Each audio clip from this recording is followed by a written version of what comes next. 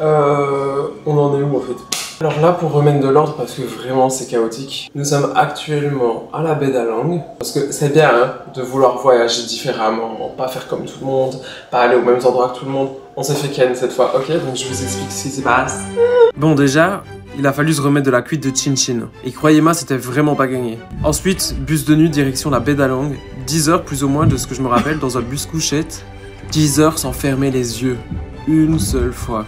Verdict, je pense officiellement être trop grand pour ce genre de trajet et c'était la dernière fois que je tentais le coup. On est arrivé à 7 h du matin et là, miracle, j'ai enfin pu dormir. Résultat, réveil à 14 h mon grand. Bref, malgré qu'il soit 14 h, je décide de faire mon petit déni et je décide d'aller me balader comme si c'était le matin.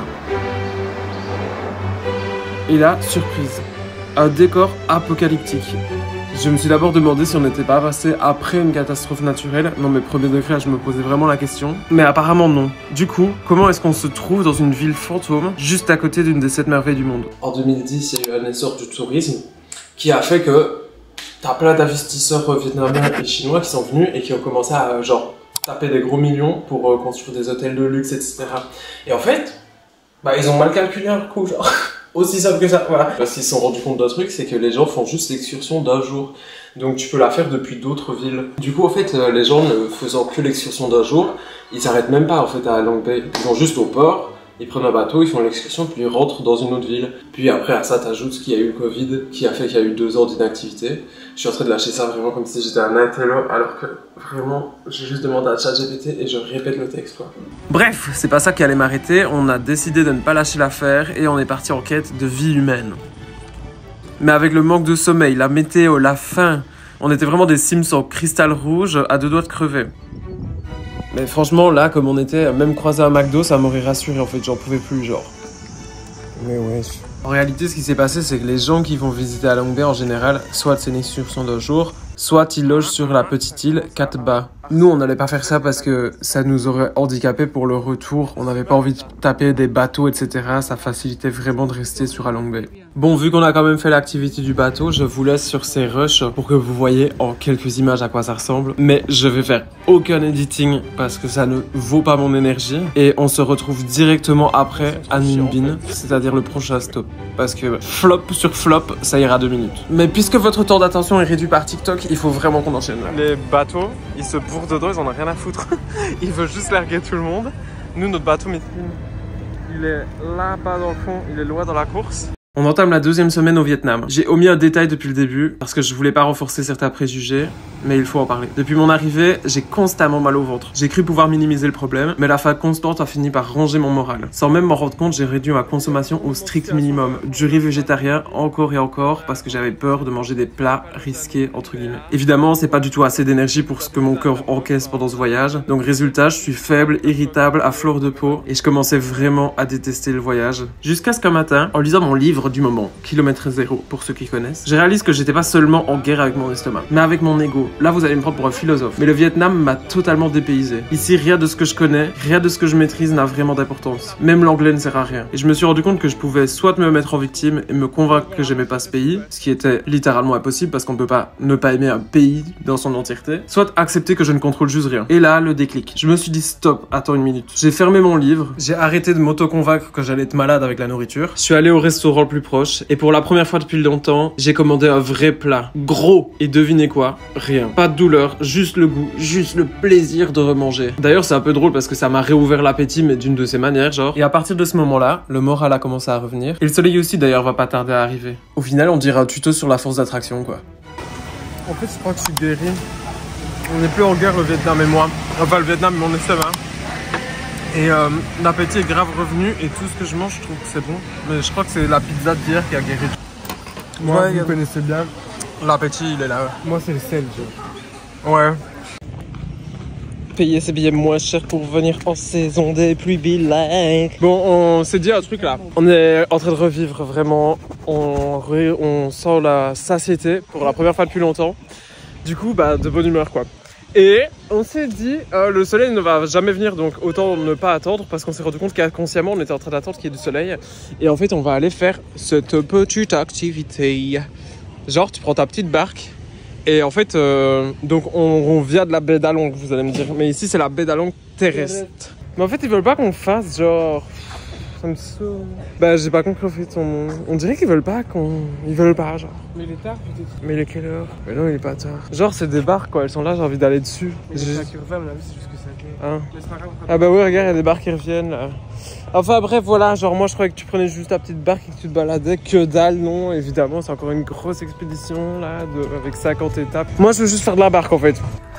Ça sent un peu le forcer, mais bon, après une journée entière à essayer de transformer les pensées négatives en positives, l'univers a envoyé un petit coup de pouce. Ce coup de pouce, il s'appelle Samy et Oriane, deux voyageurs qu'on avait rencontrés plus tôt et qu'on a recroisés ce soir-là. Ils ne le savent sûrement pas, mais leur présence a été le boost dont on avait besoin pour sortir de cette spirale négative. Dès que je les ai vus débarquer dans la même auberge que nous, j'ai su, ce n'était pas le hasard. Et quoi qu'ils décident de faire, j'allais devoir les suivre. Même si ça me sortait de ma zone de confort et que ça me ramenait dans une soirée karaoké, j'allais y aller. S'ils voulaient faire du vélo, j'allais faire du vélo. S'ils voulaient faire de la barque, j'allais faire de la barque. Et après une bonne nuit de sommeil, je me suis réveillé, polarisé, positivement. Sur ce, je vous laisse sur les rushs de la dernière journée qu'on a passée avec eux, qui était vraiment mémorablement épuisante, mais cool. Il est trop beau, genre. Ça ressemble un petit peu à du vomi. Mais toi, par contre, waouh. On se retrouve encore une fois avec une coupe de merde et je sais pas parler aujourd'hui, je sais pas ce qu'on va faire. Donc Samy, ici présent, va vous faire l'itinéraire de la journée parce qu'on va juste les suivre. Coucou mes petites fricadelles. Aujourd'hui, on va commencer par récupérer nos scooters. On va aller visiter une petite pagode, un petit temple typique vietnamien. Puis après, on va aller voir des caves.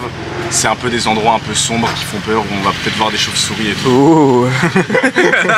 Nous, on a notre bus à 6h, donc à 18h30. Si on a le temps, on fait un petit plouf dans la piscine, la même que celle d'hier, celle qu'on a réquisitionnée hier. Donc restez branchés, les petites fricadelles.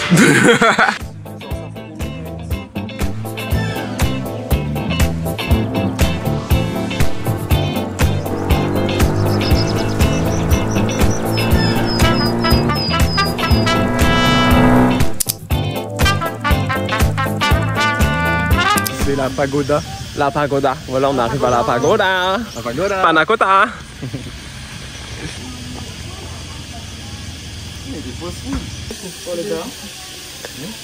Les bruns, c'est beau. J'aime bien leur jupe. Non, mais il y en a marre là. Concrètement. Parce qu'en fait, il n'y a que la jupe pour le bas, donc on doit mettre une jupe sur le haut aussi. Genre. Par contre, c'est vraiment beau, genre. J'ai toujours mis l'escalier en fait.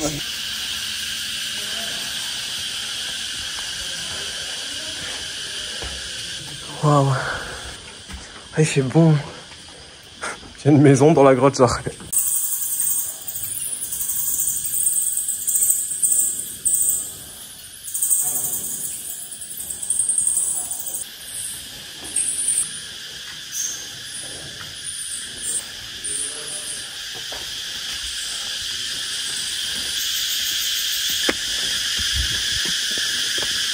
Comme pour faciliter mon storytelling, devinez quelle est la dernière activité qu'ils nous ont proposée. La montagne du dragon. Je m'appelle Samy et c'est moi avant la montée. Je m'appelle Oriane et c'est moi avant la montée. Je m'appelle Dario et c'est moi avant la montée. Je m'appelle Hakim et c'est moi avant la montée. C'est toujours Hakim, mais après les 500 marches. Samy, après exactement 433 marches. Mais tu vois, ça a l'air d'aller. Moi j'ai plus de... Je suis plus animal, là je suis que de l'eau. Oriane 500 marches plus tard. Il est où Dario? Il est là je crois. Quelque part.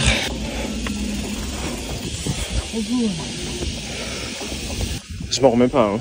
Oh, c'est dur, c'est dur. Moi avec mes Birkenstock en toute occasion, genre. En fait, je sais pas pourquoi j'ai fait ça. On veut vraiment aller en haut, genre ceux qui lâchent pas. Mais en fait, Oriane, c'est quoi ton problème? Genre ça, c'est ma question là. C'est quoi ton stress? La meuf, elle veut chevaucher le dragon. J'en peux plus. Genre vraiment là, je peux plus tétaniser, j'ai peur. J'ai plus d'eau dans le corps. Il y a un insecte qui peut me tuer juste là. Je crois que c'est dangereux en plus.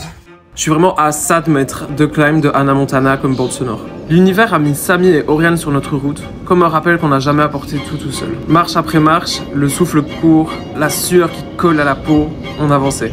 Et arrivé au milieu de l'escalier, j'ai compris une chose. Tu peux choisir de détester chaque marche, râler parce qu'elles sont inégales, parce que ça n'aide pas, ou bien accepter que rien n'est parfait et que tu ne contrôles tout simplement pas tout. Et quand tu acceptes que la montée est telle qu'elle est, d'un coup, sans t'en rendre compte, tu te retrouves en haut.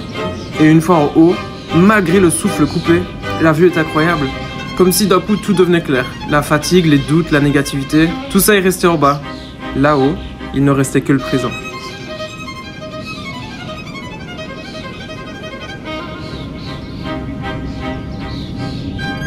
Je reste intimement convaincu qu'il fallait qu'on passe par là pour pouvoir continuer le voyage. D'ailleurs, la suite arrive. Allez, le sud nous attend. Voilà, je vous la montre. La gare de Ninh Binh. C'est un peu glauque, il y a genre 0 humain par nous. Du coup, c'est ici que nous allons prendre le train pour, je crois, 13 heures de train.